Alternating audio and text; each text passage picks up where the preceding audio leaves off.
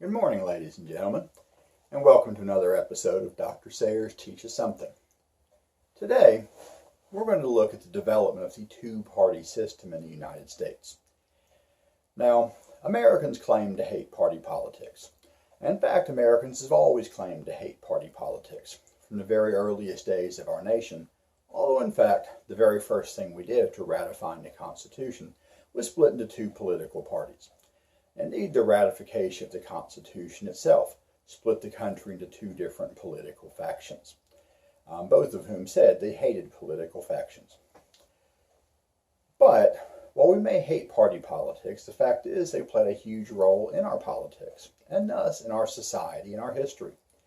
In fact, the United States two-party system is often described as a series of systems of two-party systems. This is particularly spoken of when looking at the crises leading to the Civil War, which is sometimes said to have been caused by the breakdown of the second two-party system in America. Other people have really questioned how distinct these different party systems are, in particular whether the break between, say, the third and fourth two-party systems was as clear as it's sometimes presented, and whether we're now in a sixth two-party system or even a seventh. We're still working through a fifth two-party system, dating back at this point nearly a century. So, we'll be looking at this topic because it's interesting and important in its own right, and also gives at least a bit of an overview of American history as a whole. Now, because this does require us to go from the 1600s to the present day, it may be a little bit longer topic than I usually try to address in these episodes. And so I'm going to break it into several parts, both for my own sake in terms of presenting and editing it, and also for your sake if you're trying to look up a particular period in American history following this introduction, which will include a look at colonial and very early United States party politics.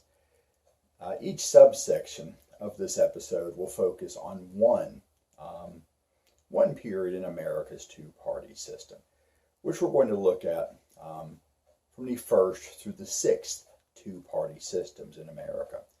And while I've typically tried to speak without notes, I will keep a couple handy as we look at these topics, because it is covering a broader period than we normally look at.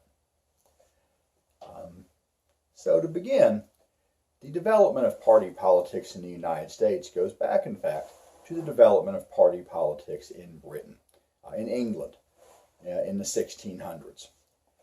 Now, England in the 1600s was, in some ways, a democracy, at least compared to the rest of Europe. Now, it's true that by today's standards, England was not especially democratic in the 16 or 1700s. You could only vote if you were an adult male, in most cases a Protestant male, although there were some cases where Catholics could vote. Furthermore, you had to own property, it being felt that unless you owned enough property to be financially independent, you weren't truly an independent citizen who could cast a vote in, as they put it, a disinterested way, uninfluenced by others. And so only about 2% of people in Britain really could vote in the 16 or 1700s. And so, while again that may not sound very democratic by today's standards, restricting the vote to 2% of the population was still far more democratic than any other part of Europe. In France, for example, the vote was restricted to King Louis. And with people able to vote, they voted for different people and for different reasons. Expecting, though, the people whom they voted for to represent the people who voted for them, the county or the borough from which they were elected. And this remained very important to English and Scottish settlers who came to America and who brought those traditions with them. Now, the big division of the early and mid-1600s in England was between the Puritans, who wanted to purify, to reform the Church of England, along Calvinist lines, and also in general to limit the power of the monarchy. And the Arminians, or high church members of the Church of England, who want a more traditional view of the church, certainly a more hierarchical structure of church leadership. And they tended to support a stronger monarchy, and of course vice versa. The kings, the Stuart kings, feeling that a stable church was important for a stable monarchy. King James I, who wrote the Bible, said that if there is no bishop, there is no king. Of course, as the Stuart monarchs became more powerful, the Puritans rebelled against them, giving us the English Civil War, which ultimately resulted in the execution of King Charles I, and a period of rule first by Parliament, and then by one of Parliament's greatest generals, Oliver Cromwell, who effectively made himself a military dictator of England. After his death, he was replaced briefly by one of his sons, and then by a restored monarchy under Charles II, also of the House of Stuart. At this point, English politics began to develop into the Tories, a more conservative and especially more rural party who tended to favor a relatively strong monarchy in the House of Stuart and again the High Church, Church of England, and their opponents, the Whigs, who opposed the Stuarts, who still want a fairly strong monarchy, not having learned their lesson from the Civil War. And the Whigs also tended to be a more urban, business-oriented party.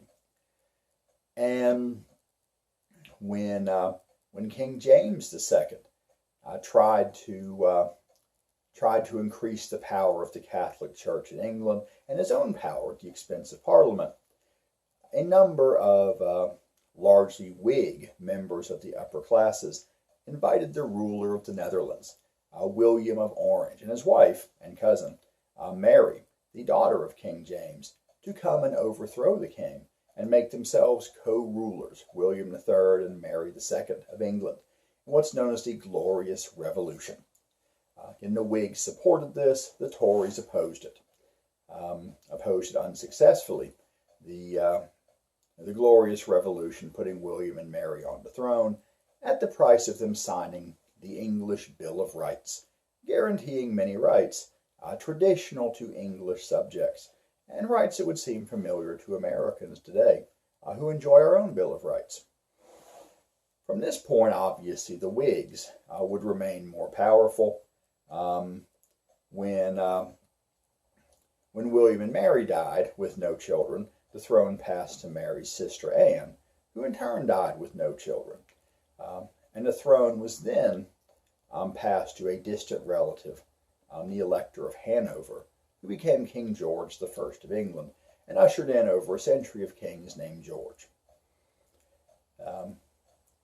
This royal family, the House of Hanover, was initially supported by the Whigs as well, and vice versa, until King George III, who had serious issues with his parents, rejected the Whig Party, with whom his father and grandfather had been very close, and supported the Tories, who did support a stronger monarchy. And so when the American Revolution came about, the supporters of the king were often known as the Tories, whereas the Whigs, who did favor greater individual liberty, more representation for the people, were often sympathetic to the American Revolutionaries' cause, the most famous at the time probably being John Wilkes and Edmund Burke. Now, after American independence, the idea of two political parties, although criticized by many people in America, remained influential nonetheless. And the next big debate, really the first debate in America as an independent country, would be over what form of government we should have.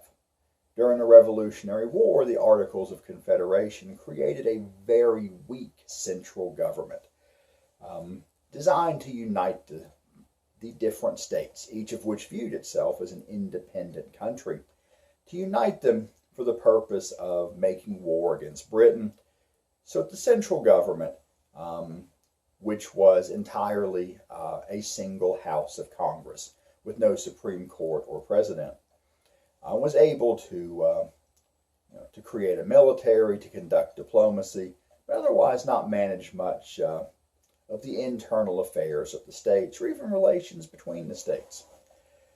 And this soon came to seem unworkable to many people. States raised tariffs along their own borders. There were trade wars between states.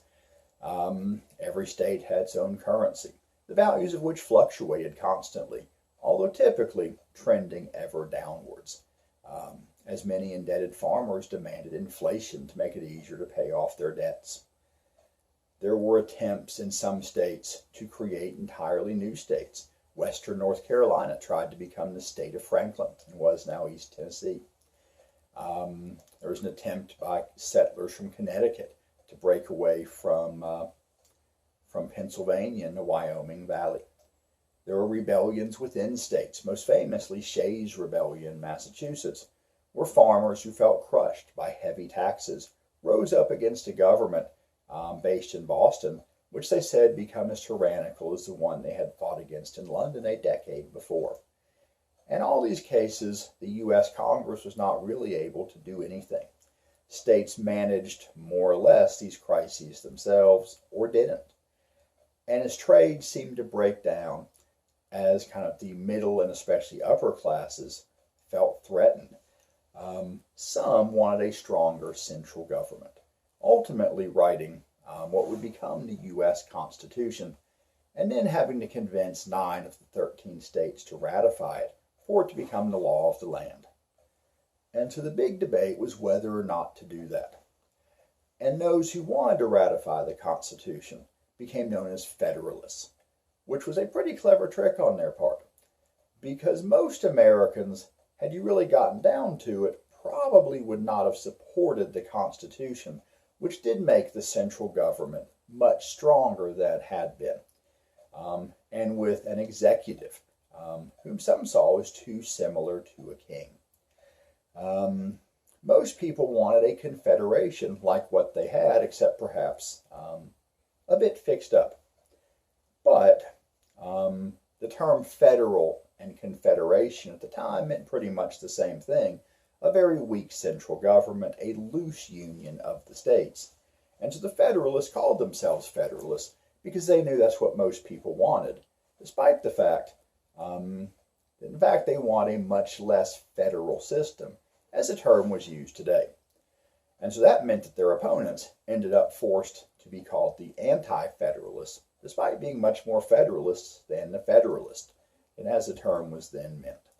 Today, of course, a federal system means what the Federalists made it mean, one in which power is shared between the states, which still have a great deal of power, and a central government, which is ultimately supreme over them. Exactly how that power is shared is something we debate to this day.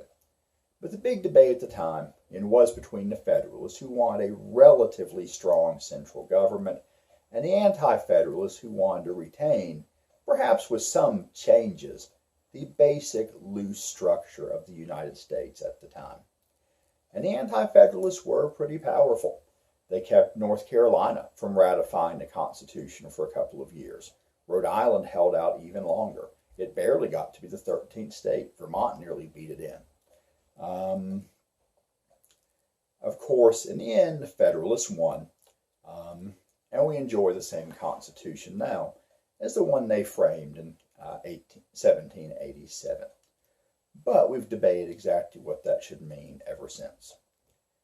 And while the Federalists kind of came out on top in that political debate, pretty soon they in turn would begin to divide over exactly how centralized that central power should be. And while all of them claimed to hate political parties, within just a few years of the Constitution being ratified, they would divide into 2 parties, one continuing to call themselves the Federalists, and the other typically calling themselves Republicans, because they said they supported a republic.